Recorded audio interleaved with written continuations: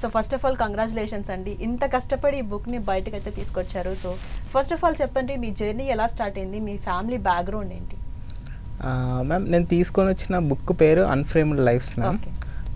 So family background వచ్చేసి నాన్నగారిది నంద్యాల అనమాట. సో పెరిగిందంతా అక్కడే.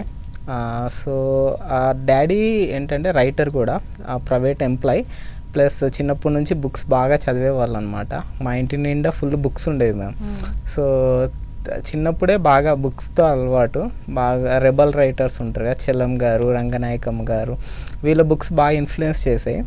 సో 10th క్లాస్లో నేను ఒక బుక్ చదివాను, నాదీరా అనేసి. కన్నడ రైటర్ రాశారు, సారా అబూబక్కర్ గారు. సో అప్పటి నుంచి ఇంకా కొంచెం ఎక్కువ విజువల్స్ పైన, కథల పైన ఉండేది. ఎలాగైనా సినిమాల్లోకి రావాలని బుక్స్ చదవడం మెయిన్ రీజన్ అనమాట. సో అలా స్టార్ట్ అయింది ప్రయాణం. ఇంటర్మీడియట్ వరకు గుంటూరులో చదివాను. దాని తర్వాత మళ్ళీ ఇంకా హైదరాబాద్కి వచ్చేసి ఫైన్ ఆర్ట్స్ ఫోటోగ్రఫీలో జాయిన్ అయ్యాను మ్యామ్. అంటే ఇటువైపు రావాలని మీకు ఎలా అనిపించింది? ఎందుకు, ఎవరు ఇన్స్పైర్ చేశారు? చిన్నప్పటి నుంచి నాన్నగారే బాగా కథలు, అమ్మ కూడా బాగా అంటే చిన్నప్పటి నుంచి ఇంట్లో అందరికీ ఏమని చెప్తారంటే వెళ్ళి ఆడుకోండి అని చెప్తారు కదా.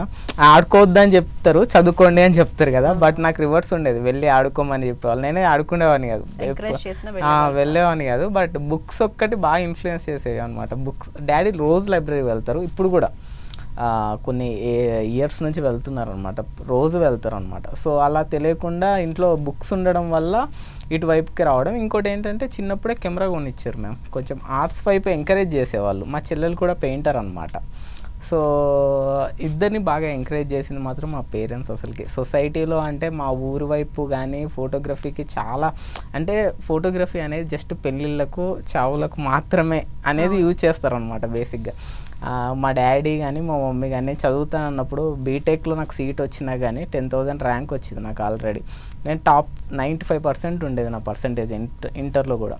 సో మా డాడీ కానీ మమ్మీ కానీ బాగా ఎంకరేజ్ చేశారు. అంటే బీటెక్ చదవకపోయినా పర్లేదు, బట్ దీంట్లోనే నువ్వు ఏ రంగంలోకి అయితే కాదు, నేను చదివింది ఇంటర్మీడియట్. దాని తర్వాత నెక్స్ట్ ఫైన్ ఆర్ట్స్లోకి వచ్చాను. గ్రాడ్యుయేషన్ నేను ఫైన్ ఆర్ట్స్లో చేశాను అన్నమాట, ఫోటోగ్రఫీలో.